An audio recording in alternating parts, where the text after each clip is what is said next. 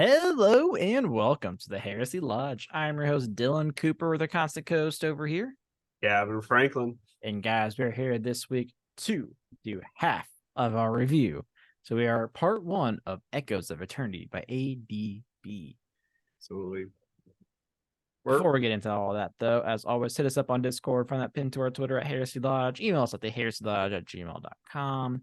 We're on YouTube at the Heresy Lodge. Buy our merch. It's starting to get cold outside. We got sweatshirts on there. We got hoodies on there. They're comfy. There's even a beanie. We can keep you fucking warm, all right? Got you. And we need that so that Gavin can afford his new house. And I can feed my child. Do you want to be the reason why my child dies? I don't. Gosh. Okay, maybe not die. That's really deep. That's really intense.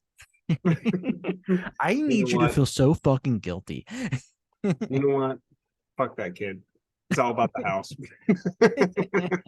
Yeah, well, we'll see how we split the cost.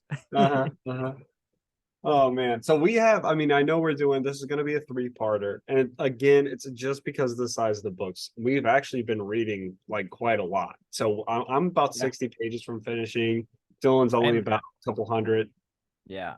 Maybe. I started going to the gym again, which means I'm getting like between like drive time and gym time, like 90 minutes of listening time. It's a 16-hour audiobook. It's pretty good. It's pretty fucking good. Long. All right. It's a long book. And that's a 1 1/4 speed. Oh, really? Yeah, I speed that shit up. How far is the second book just came out for End in the Death, and some people are reporting isn't like only 18 hours? I don't know. It's pretty thick, and apparently there's like 9 pages of characters. Many of which we don't know. That's a Dan Abnett special right there. Sure fucking is. Thank God we're going to introduce the new characters at the end of the fucking series. Of course. It's what we need. Well, this book, in my opinion, is the ADB special. I think ADB writes like ADB does, and it's a good book. I'm enjoying the shit out of this book. Yeah. Can I just tell you my thoughts right up front? Sure. Here are my thoughts. Wait, what are you drinking first? Oh, that's a really good. We gotta get through the good stuff. The problem is I've been drinking too much. Let me finish my drink and I'll tell you what I'm drinking second. Yeah, I've already also about to finish my first one and about to open my second. Second one's the same thing, which is probably dangerous. Ooh, so like danger though. In Kentucky, you've visited been to Kentucky. The Kentucky liquor stores? Yeah. Next time you're in Kentucky, you got to come on a Saturday because all the Kentucky liquor stores on Saturdays have sample Saturdays. I like sample Saturdays. It's a fucking ride, man. Like it's a call over here. Fuck. Total Wine. Total Wine Fridays, free samples everywhere. Random That's shit. Where I go. Total Wine. Now I go to the other liquor store we go to. It's a bar too, so you go there and you can have like beer on tap and all that fun stuff. Oh, this is random, but here in next month, like in like 3 weeks, there is a bourbon festival in Indianapolis. It's $35. Well, I'll be living there.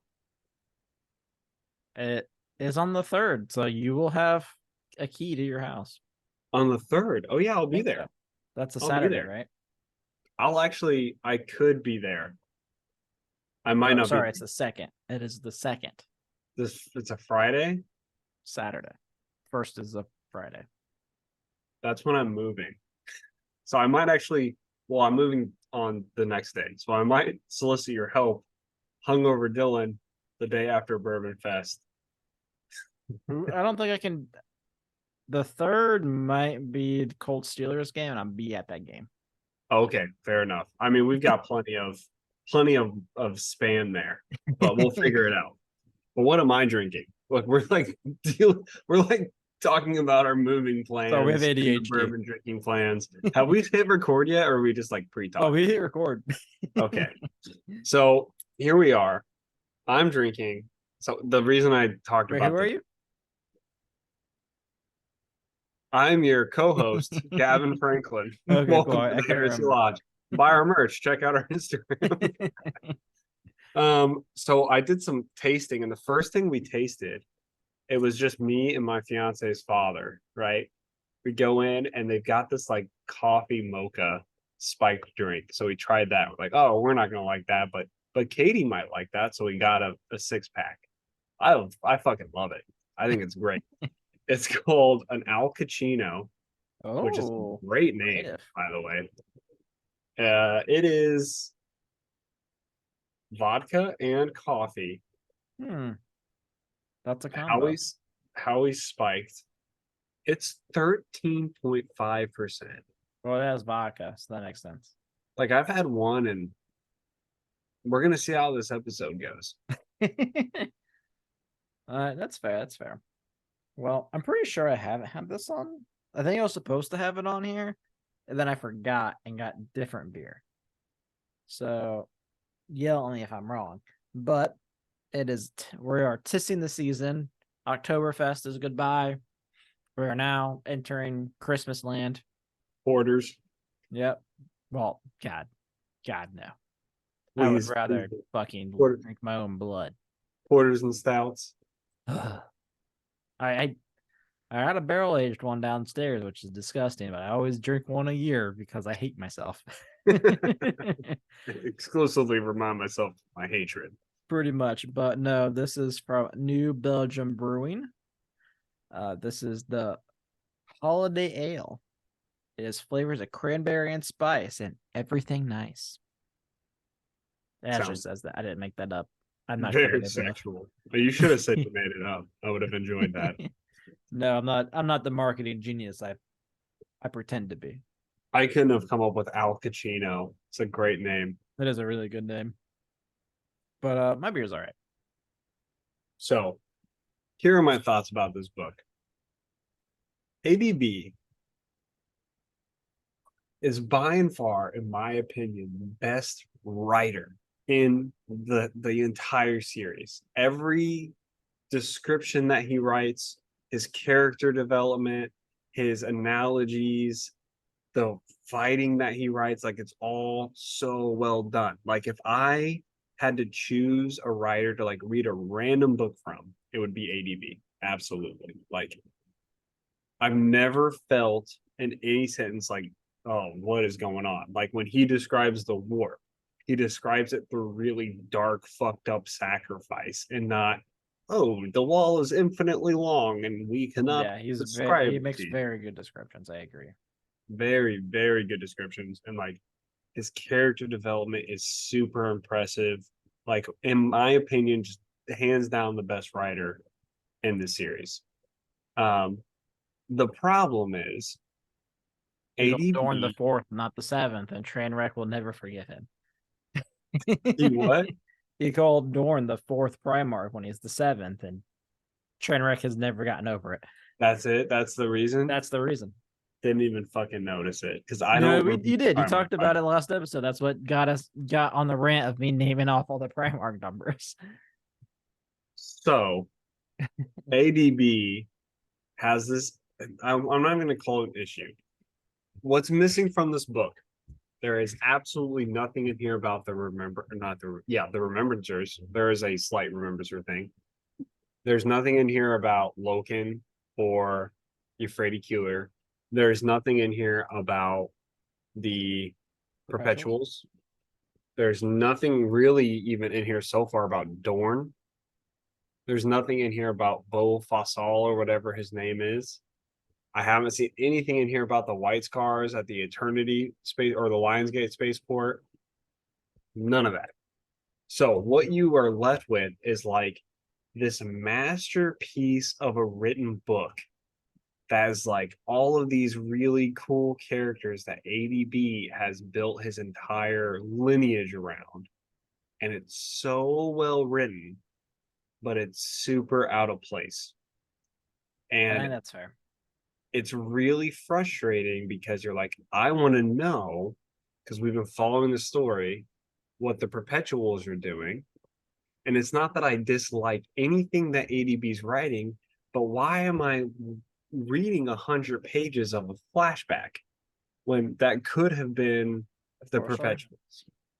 exactly, or yeah, a short story, and like that space in the book could Yeah, have been I think I know what you're talking about too. Like overwritten. the story of like Amit and what's his name, Colgus, the world Yeah. eater. Mhm. There was like that's like an entire chapter of like their history. It's like it's cool. I enjoyed It's it, not bad. but it does feel misplaced. Like we should already know this story. This should be something that should have been hyped up previously in either short stories or in other books that got us to this moment where like this showdown is fucking awesome. Yeah.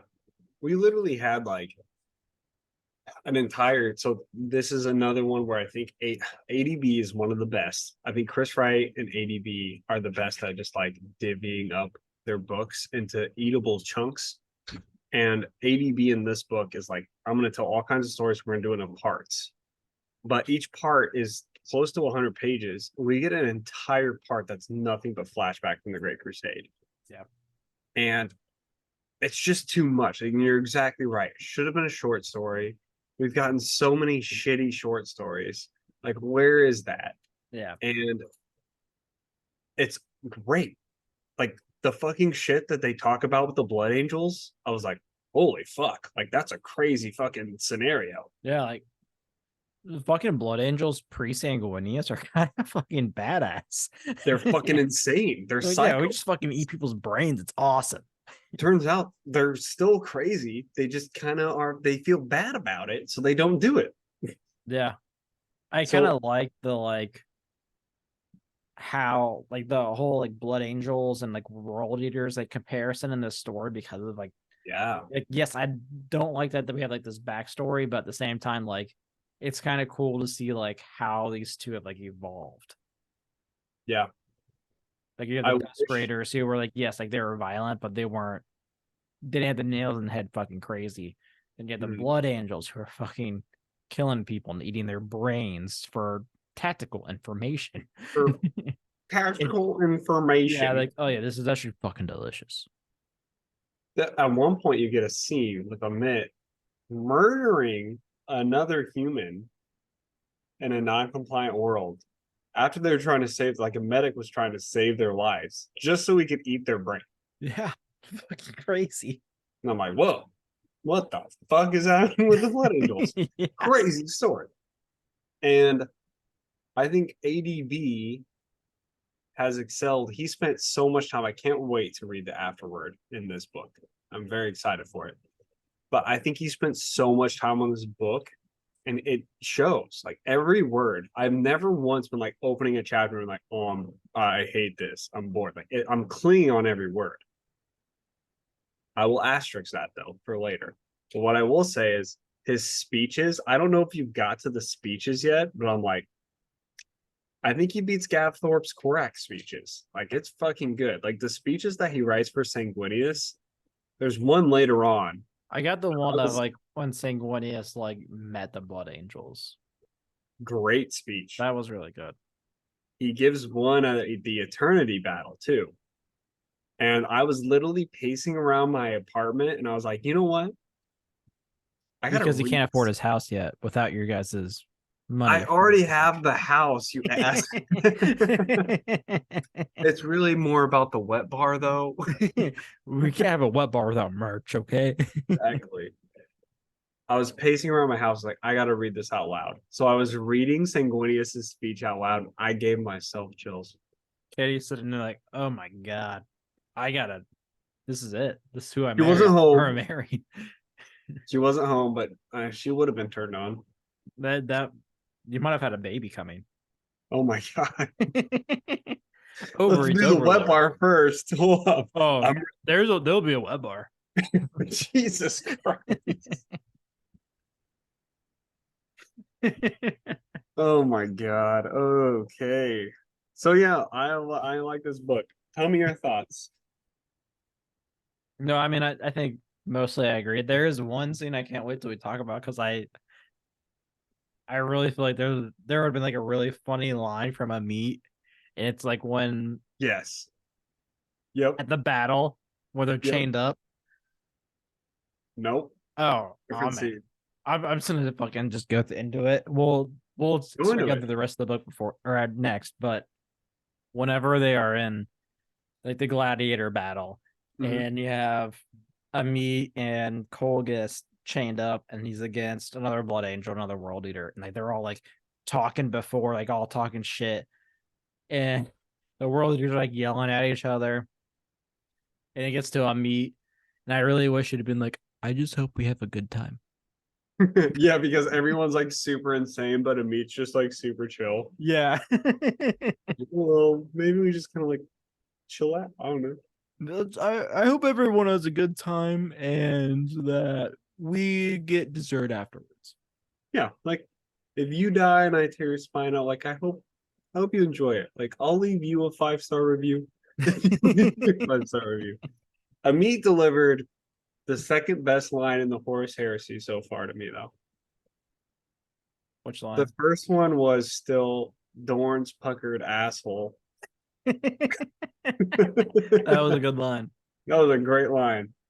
I'm trying to think of what Beats was. My favorite line from this book so far was when Amit originally fought or Kargos or whatever his name is. Olgus, I think. God damn it. It's right here. I got it. I've heard it like 70 times in the audiobook and I just can't. Got it. It's Cargos. Cargos. Cargos. Kargos. Cargos. And Cargos like has this moment of realization as Amit's beating the shit out of him. He's like, Amit. And Amit goes, eat shit, traitor. Oh yeah, that was good. That's verbatim what Amit says. And I was like, damn, that's a great line. That is a good line. Eat shit. That's a good. I mean, I don't know.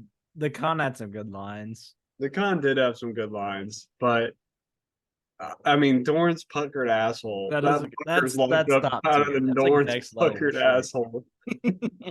It's about time someone mentioned it. And then the eat shit trader. I love the eat shit. I love that Amit kind of comes off the way he does. He's becoming one of my more favorite characters. I'm a little frustrated that neither Ascalon or Raudoran are depicted in this book. Yeah, Raldoron's mentioned. Very, very briefly. Very, very briefly. I'm wondering where they are. Like, Sanguinius is flying around. Isn't Escalon like always in between his ass cheeks or something? Like, He's shouldn't that be? supposed to be. Yeah. He's like hanging on with one arm because he lost the other one. Oh yeah, that's right. um, let's talk about the other elephant in the room about this book. We talked about how there's a whole like flashback scene, whole flashback part. And the problem is this book spends about 110 pages introducing characters in a very badass way. Then it spends another 110 pages doing flashback scenes. Then it spends about another 110 pages as the calm before the storm narrative. And you kind of get to the end, you're like, hey, this book is written so well, but it's also incredibly boring. Yeah, I can see that. I mean, like, technically, not a lot is happening, and not a lot. I don't foresee like a lot being achieved. Mm-hmm. Like, realistically, at this point, if I'm looking at like the siege, Horus and his army should not be this strong, especially like after seeing things that's happening on like the Conqueror. Like they are starving to death and dying. Yeah. Like, so should the other ships. Yeah. Like there should be a lot of fucked up shit happening to the traitor army that they should. First off, we know most of them should be gone by now. We have Alpha Legion should never join them. They said, Why are the fuck you. 1,000 Suns there? There's like 3,000 Suns. The We don't know Emperor's where they children are. still showing up. They Yeah. should be fucking things. The Dark Angels aren't there. We have Fortarabo fucked off, but apparently some Iron Warriors stayed. Question mark. what ADB is trying to do with this, and I don't know if you picked up on this or not, but he's just trying to establish the concept of the Black Legion. Yeah, I can see that. So he's trying to say like all these people are just kind of so fucked up that like Legion loyalties don't matter as much as their loyalties to Chaos or Horus, and that is where like they're putting in their because like the concept is the Black Legion is made up of all the legions. Yeah. But I think that's what ADB is trying to establish. But at the end of the day, this book to me feels like going out to a really fucking fancy, like super fancy restaurant where it's like you get those little plates of like meat that's like that big and it's like $300 and you eat it and it's like this is the best thing I've ever had in my entire life. It's so good, every bite's delicious. But at the end of the day, like you're still hungry and you don't know why you spend that much money. Well, that's why you get the appetizer, the dessert. And I would love like I don't know, like 3 pounds of French fries. No, those places don't have French fries, man. They have like they have Truffle frites. fries. I'm sorry. Roll me up like a pound of truffle fries. No, man, that's just like it's risotto. All right. There's no French fries, there's risotto. There's fucking the side is like, oh, you get a whole fucking crab. And like, what the fuck am I gonna do with the whole crab?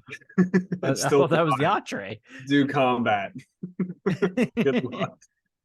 Well, like I'm saying the same thing over and over again, but the idea is like every word is well written. I'm hanging on the edge of my seat every time I read the book. I'm not bored. But at the end of the day, I'm like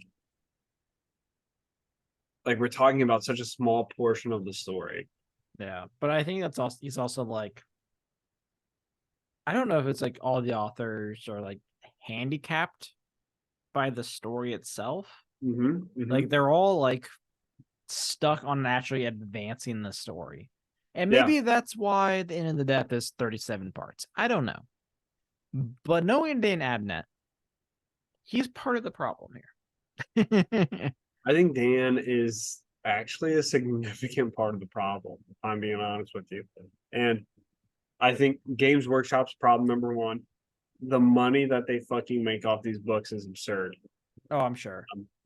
But honestly, like I if ADB wrote this entire series, it would be like Lord of the Rings level, in my opinion. I really do. I don't want to necessarily compare ADB to Tolkien, but the way that he writes his books, like I've never been so satisfied just reading a book in the Horus Heresy unless it's been ADB. Like Chris Wright writes really good stories, and he's really good at like writing about the con. But ADB's just like his writing skills, just like his descriptions, his everything, like it just is at such a higher level than everyone else, in my opinion. But he's just kind of stuck in the world that he created and not necessarily the world that exists. Yeah. Yeah, I mean, imagine First Heretic. You get Betrayer. You get something So else good. instead. Like all So good. his books, there's a reason that he had 2 books in our top 5. This is really well, 3. He might have 3 for you. You Yeah, had no, Master of Mankind really Master of high up there, Mankind. I fucking love Master of Mankind. but I wasn't as high on Master of Mankind. You don't like the Emperor, so Well, I'm fine with the Emperor. It was kind of the story in general. But let's go into this book more. Speaking of Master of Mankind, we have the return of Zephan, who was a fucking vampire now. Like I know the Blood Angels are vampires, kind of, but like the vampire. What do you mean? His whole resurrection talk about how he like doesn't like feel his blood anymore. He's cold. He's a fucking vampire, dude. Now, when you were like reading his resurrection, what was like the first like you were like Zethan comes up, okay, Yep. and it starts the It's resurrection. really funny because like after we recorded, literally the next part I listened to was Zephan's return. Yeah, what was your like first initial reaction? Like not finishing, like as you were reading, like what did you think was happening? I had no idea what the fuck was going on. Like I kind of knew like what it was like after because we had recorded right before I heard that part, but it he literally just sounded like a fucking vampire. I didn't get that That's personally. all I got. I was like, oh wait, he's a vampire now? When I was reading it, like it took me like 5 pages to understand that he wasn't a dreadnought. Oh no, dude. I'm 98% sure he's a fucking vampire. Well, I mean, maybe that's what they were going for. I'm sure they did. I don't understand why ADB wrote Zephyr into existence with Yeah. Master of Mankind. And I understand his attachment to the character, but it's like just use Rattle. Oh, Just use Roran isn't a vampire, dude. I did not get the vampire side of it at all. Dude, it's talking about how he's cold, has no blood anymore. He's Because fucking. he's most of his body is robotic. He was They even talk remade like by he like stands next to fucking a meat, and the meat's even like this guy's cold because there's no fucking blood. It's that. weird. He's a That's fucking so vampire. crazy. I didn't They're get going for a literally I didn't vampire. get He's fucking like any of glittery. this. Literally. He's sparkling in the sunlight. Oh, actually, you might be right. No, I didn't get that at all. I just got like That's he all got I could think replaced by about. everything was robotic and Arkham Land did what he did to him, but I didn't get the vampire thing. Yeah, that's all I could get was the vampire thing from him. You're really hung up on the vampire thing. I didn't I get that at am all. because it's exactly how it's described. I don't know. I don't think it's described that way. I didn't get that. I don't know how you got there. Maybe you don't know how to read. I don't know. It's possible. Maybe you don't know how to listen because you This never listen to me. look, my wife would probably agree. Because you're audiobooking this shit. Maybe there was a disconnect somewhere. Maybe. I don't know. I think but a lot of it doesn't make sense because Zephyr throughout this entire book is becoming more human. If humans suck blood. He has not sucked anyone's blood. I don't know Not what yet. book you're reading. Not yet, but he's going on. He's like, I need a fucking vial.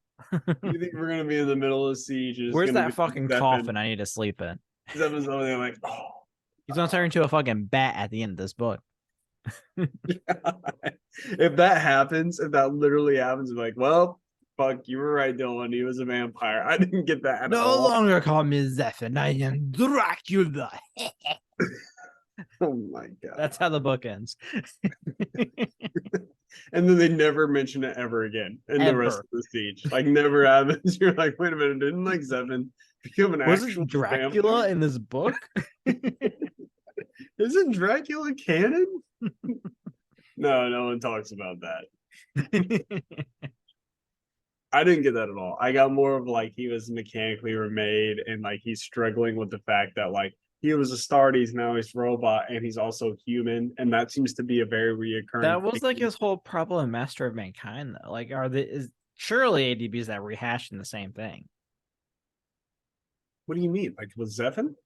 Yeah, his whole thing was I'm a cripple and like yeah, Zephyr had like a big issue because he was a cripple, and now I think like there's a huge theme between Zephyr and Sanguinius, which is like what part of my reactions and what part of my like soul is human and what part is this creation. There's this huge theme of like what are they, who are they, like what is going on. And it's with Angron, it's with Zephyr, it's with Sanguinius. You get that later. I don't know if you've read this story about Sanguinius meeting the Emperor, yeah, for the first time, and it's just like this big like theme of like what does it mean to be human and what does it mean to be Astartes and what does it mean to be a Primarch and like and what does it mean to be Mechanicum? You get that? What does like it mean to be a vampire?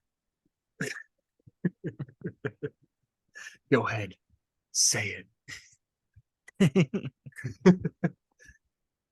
Let me drink your blood. Oh. You sparkle in the sunlight. You sexy son of a bitch. I can't wait to sleep with your 300-year-old ass. Oh god. You sent me that whole meme this week. I watched the whole thing, by the way. I did too. I didn't mean to. I didn't really think it was that long, but I was like, Gavin would watch this. So I sent it to you too. Travis Kelsey explaining the plot of Twilight. I cannot Yeah. fucking stand Twilight, man. Like, I can't either. It's bad. have you watched the whole thing? Yeah, I sure fucking have. I've watched the whole thing one time, and like, I'm literally like, this is such bad like writing in general. Like, it doesn't make nothing, and it makes sense. You have like, this is what kills me more than anything about the entire story, right? When they gather, we're gonna go on a Twilight tangent. It's a This Blood is Angels part of the book. review.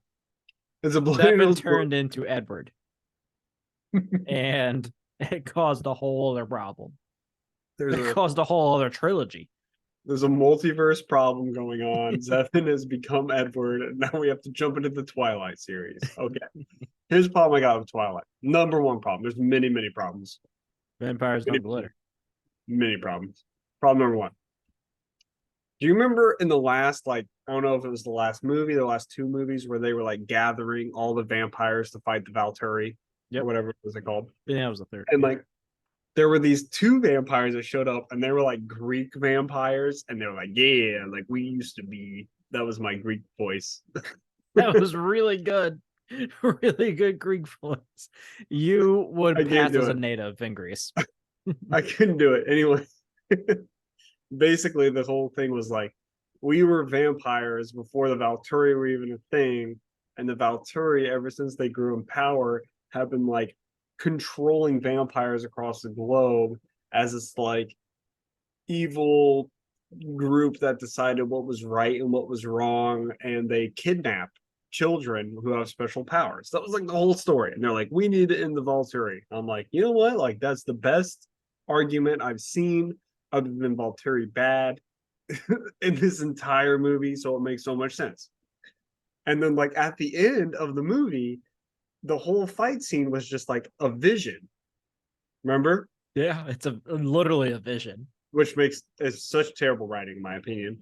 And then the Valturi are literally like, yo, not today. And then they leave.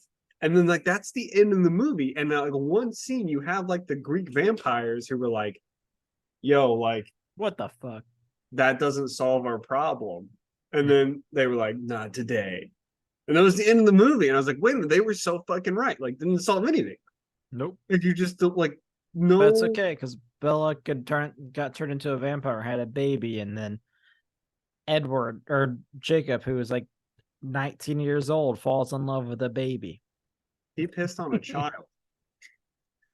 Well, what the fuck? That's what happened. He implants, or what's it called? Imprints. Imprints, yep. Yeah, I mean, like it's a dog. Like, what do you think that means? I mean, come on, he just pissed on a baby. There's a mark of my territory here. Don't Yeah. mind me. Come on, it's getting really fucking weird. So they didn't solve any problems. But that's what happens in Warhammer. Is Zephyr was dead and now he's alive and he's a vampire. And no problems were solved. No problems were solved. Where were we? Well, we talked about Zephyr coming back to life. Well, I was talking about how like it's a big theme throughout this book is like humanity, because you get it with Sanguinius, you get it with Zephyr, you get it with Arkan Land, who's a Martian cocky asshole. Like many times throughout this, he's like, what am I feeling? Why am I feeling this way? Correct me if I'm wrong, but he's like not super augmented, right? No, not at all. Okay, Yeah. I didn't think so. Then you have his like, there's like a His monkey. not his monkey. It's the Skatari. Yeah, the Skatari chick. Also, the story with her and I like the story with her and the Space Wolf. And the Space Wolf was like, so you hot? And she's like, yeah, a little bit. And it goes into the description where she's a fucking like been like butchered. That was not a Space Wolf. It was a Space Wolf. It wasn't. You need Yes, to go it was. It was read one of the fucking the guys. Dylan. This is how I know you have a listening problem. Those were two separate chapters. ADB did them back to back. One of them was with one of the guys, the pack masters that were sent to watch Rogel Yeah. Dorn, and he died at a bastion, a certain bastion. I can't remember the name of it. The other one was this Qatari, and she was with a human soldier that agreed to stay with her, and he kept dying of radiation poisoning, which a space marine wouldn't do. Okay. And they were defending the Collegia, which is where Land was when he got caught. Two different stories, two different I don't think chapters. you're right. I'm 100% positive, and this is how I know you got a listening problem. This is why you think Zephin's a fucking vampire. No, he is a vampire. He's not a vampire. He's a fucking vampire. That's Listen, literally man. their whole theme as their I'll give space you- vampires. That's why they have such a fucking like, cult following. All right, people are like weirdly into vampires. Wait a minute. I'll give you I'll throw you a bone here, okay? I'm out of beer, so this better be a good boat. What's his name? Current space vampire. Dante? Dante. He's a vampire. He's a vampire. Yeah, all blood angels are vampires. They were drinking blood out of a goblet. They were vampires. But ADB said, that's fucking weird. I'm not into that shit. Stop being weird. Except for Zephyr. They're Zephyr cannibals. is the OG. Cannibals. That's what he was saying. They're cannibals. They're not vampires. He's Very a different. bloodless, cold man. And he needs his blood. I just don't know what to do with you anymore. I don't know what book you're reading. I don't know what fan exact same fiction one. series. Did you download the right audiobook? Wait, this isn't called Sexy Vampires 3? I can just imagine. You remember that scene in Twilight where she's in the woods, where she's like, "You're incredibly fast and super strong, and you're really old, and you sparkle in the sunlight. There's only one thing that makes sense. Say it. You're a blood angel." And it's just that. That's true, though. Oh my gosh. That's not true. It's 100%. So, other than Zephin, let's talk about this flashback where Amit is a cannibal, and we kind of touched on it a little bit. Sanguinius spent 3 years, and this was important to me when I read it. 3 years training under Horus. Yeah, I thought that was weird. I thought it was weird, but it also makes sense. It did. But did any of the other legions have a story like that? I don't think so. They're introduced pretty quickly, I thought. No, I don't think so. I think a lot of the legions went into tutelage. Like, we talked a little bit about Porto Rabo going back home and like almost denying the Emperor. Magnus and Porto Rabo went exploring across Terra looking for various different artifacts. That was a story that we had at one point before they were even reunited with their legion. So I think it's pretty obvious that the Emperor did take them under tutelage to a degree before they were reunited with their legion. But it makes a lot of sense now thinking about the fact that they needed to be trained for the crusade, that the Emperor was just like, Horus, show them the way that this is supposed to work. Yeah, And but that's why also Horus kind of was explain successful. like why so many of them easily agreed with Horus. Exactly. Like, it just kind of like makes sense. Like, the Emperor wasn't the one that showed them, Horus was. He was the one that showed them how the Imperium works. Yeah, which makes more sense, like why people would turn towards Horus's side, other than like, oh, I'm the War Master.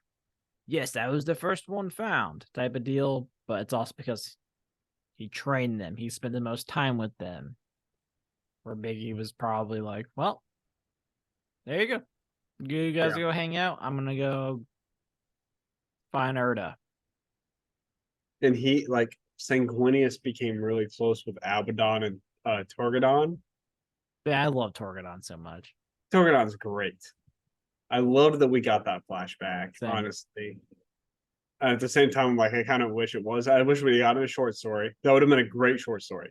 like Sanguinius's founding and Amit like eating somebody's brains, I'm like, that would have been probably top 5 best short stories in the entire Horus Heresy. Yeah.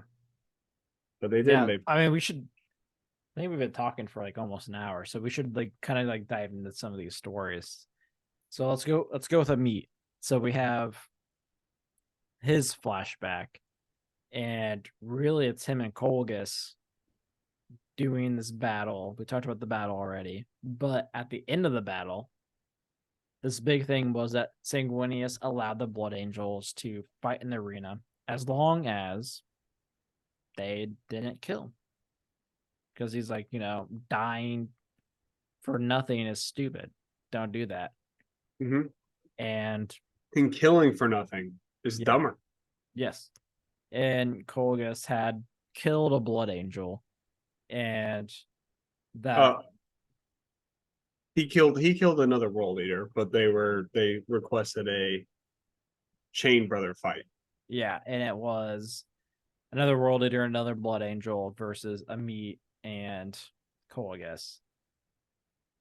They fought. Obviously, Colgus and Amit won, and in the crowd, you have Sanguinius and Angron, and they keep talking about like how like Sanguinius is just like straight faced the whole time. I imagine Angron like sitting there smiling, like, "Ooh, this is awesome! So hard. This is great, don't you think so?" And Sanguinius just stares at it, like, "Yeah, this is fucking awesome, dude." Totally, man. And they win, and Sanguinius meets up with them. And he talks to Meat, and he's like, "You're a goddamn disgrace," basically. It's like, in order to atone, eat their fucking brains. I want you to remember what you did. Fucking intense. That is nuts. Intense. What the fuck? Sanguinius, dude, what the fuck? I love that scene. I loved it. It's super gruesome, but it's also like, damn, that is crazy. And it talks about like at one point, like Emilia's thinking like Colgus like obviously like, doesn't remember, or maybe it's from Colgus' point of view, like he doesn't remember it as well. Because like Emilia has it memorized because he fucking ate both of their fucking brains. So he has it imprinted in his brain, like exact swing for swing what happened. Yeah. Can we talk real quick about Vulcan? Who? Vulcan. Who's that? He's the Primarch of the 18th Legion, which remarkably is not a forgotten legion. They're the Salamanders. Have you heard of them? No, not once. Vulcan goes. I've heard of Vulcan. Vulcan lives. He does live, and he is alive so far. Well, Vulcan goes in to fight Magnus, who's trying to break down the barrier of the Emperor. Yeah, so demons. That's a thing. And I'm not gonna lie, this is probably the first storyline in the entire siege that I'm really fucking interested in because I have no idea what the outcome is. Yeah, that's fair. Because this is what I know: Vulcan does not go to the Vengeful Spirit, and the Khan didn't go to the Vengeful Spirit, but Chris Wright has righted that ship. He righted the right. Yeah, I mean, I'm assuming it's just Doran Sanguinius. Yeah, that's all the only two Primarchs that make it up. So the question is, what happens to Vulcan? And what happens to Magnus? Yeah. I've read an additional chapter of him so far, and he has made it. He walked through the webway, has made it to fight the Crimson King. Ooh. But that's all we get. We get like little tiny teasers. But hey, big fucking props to ADB for writing a story about Vulcan. Yeah, someone has to because very forgotten for no reason. Absolutely. I'm excited for that. The next chapter I'm about to read is about Vulcan. I think it's going to be the final story of Vulcan. I think he only has 3 chapters in the story, from what I flipped through and saw. So I'm excited to see how that ends up. One story was about Latara Sarin. Sarin. Oh my god. There's a point where she has a meeting with Horus after chewing out Argonis. Yes. And Horus basically hangs up on her and says, "You are not Latara Sarin." Is that actually her or not? She also was having visions of Karn, and at one point Noah's dead. Because He's they dead. And mentioned at the she beginning that Clovis acknowledges, finds Karn. yeah, she acknowledges that he's dead too. She's literally seeing visions of him. Yeah. Dude, ADB did such a good job writing this Is kind of that shit. Sauron or not? I'm so confused. She is like a reptile almost from the way it's described. Like her skin is like so dry that it's cracked along her entire face. And But like she like can't drink or eat. Horus would see through that, right? Like if it's her or not. Horus is nuts though, man. That Horus is isn't true. Horus. Horus is insane. He isn't Horus. Angron, I don't know if you've gotten to this scene, but there's an Angron scene that's like 3 pages where Angron like gains one last final moment of consciousness when he's talking to Horus, and he's like, "That's not fucking Horus." I've not gotten that yet. That's interesting. But I mean, it has to be true because But yeah, Horus would probably get off a chair. yeah. I mean, then Angron was like, "But also, I'm not me anymore. So fucking let's go, man." Fuck it. Fuck the police. I'm here to fuck shit up. Yeah. So then I will say it again. Like this is some of the best writing, and this is why I love Master of Mankind. It's why I love Betrayer. It's what I love First Heretic. Like the writing itself is so fucking good. And if ADB is listening, I will not stop singing your praises. You are my favorite author of the Horus Heresy. I'm sorry. Sorry. No, I mean, I think it's right. I think it's right. That's the correct Non-objectively. answer. I mean, it's like ADB, Chris Rate, Dan? Question mark. Honestly, Nick Kine though. But then you have to remember, Old Earth. no, Old Earth was Hold the on. good one. Born in Flame. Born to Flame, and really Deathfire wasn't great either. Yeah, it was pretty rough. Honestly, Guy Haley though. He's got some bangers. Who wrote? Was it Guy Haley that wrote our favorite one so far? Lost in the Lost in the Dam? Damned. I think that was Guy Haley. Gav Thorpe is solid too with his Core X books. Yeah, Guy Haley. I think Guy Haley is like pretty good. Gav Thorpe, yeah, his Korax books. Honestly, like the more I think about it, and this isn't like a mark on them because they've both written amazing books, but like Dan and Graham are kind of some of the weaker writers, in my opinion, when it comes to the Horus Heresy now. Yeah, I mean, the thing with Grant has like super high highs and super low lows. Dan is very consistent, but he just it kind of drags things out. He introduces too much. He like why do I need 30 new characters and fucking In the Death Part 3? Yeah. I don't. All right, I should every character In the Death Part 1 should have every character that's remaining. I don't care. I don't need more. I need what is left. No, I agree. Like if you want a human perspective, Katsuhira. Why not? What? That's another. Katsuhira is not in this book either. Yep. Or the Alpha Legionnaire that he ran into that one time. What's up with that story? I want to know. I want to know too. It's frustrating, but yeah, I do think like every book I read from ADB, I enjoy. I've never disliked anything that ADB has written. The only exception might be the reverse story about how Arkenland is saved from. Yeah, but it's okay. That's definitely is the weakest one. Yeah, but it's okay. Like I see what he's trying. He was trying to do something cute. It's fine. Yep.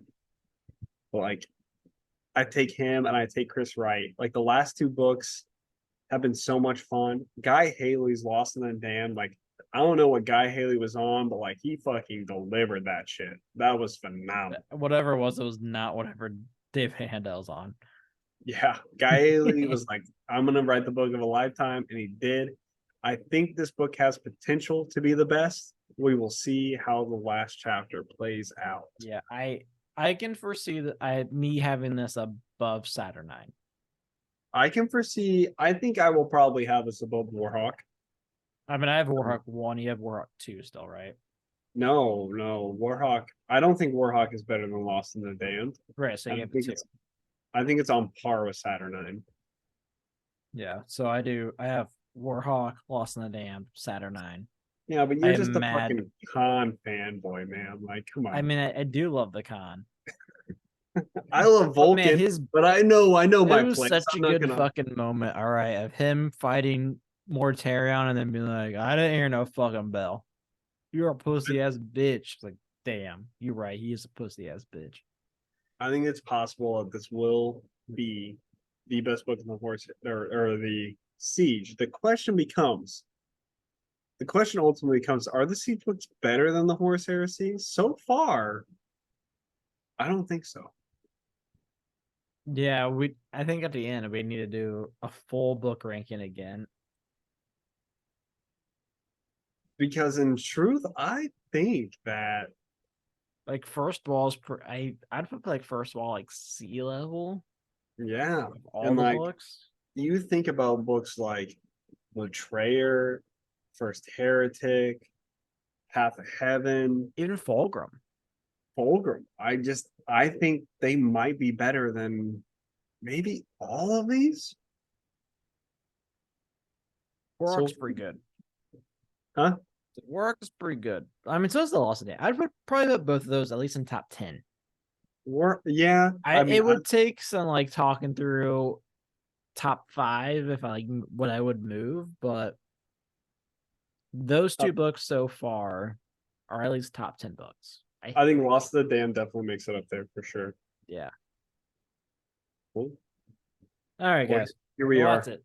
We'll do a review part 2 next week when we finish the book. We'll definitely be done. I'm super excited to get to the end of the death. It's going to be a little bit of a tingly feeling opening that for the first time. Yeah, it's like one of those like thank God we're kind of at the end, and then they're gonna be like to be continued. I'm like, God, fuck, damn it. But we'll Ugh. see. Maybe that won't happen. I just have low expectations now.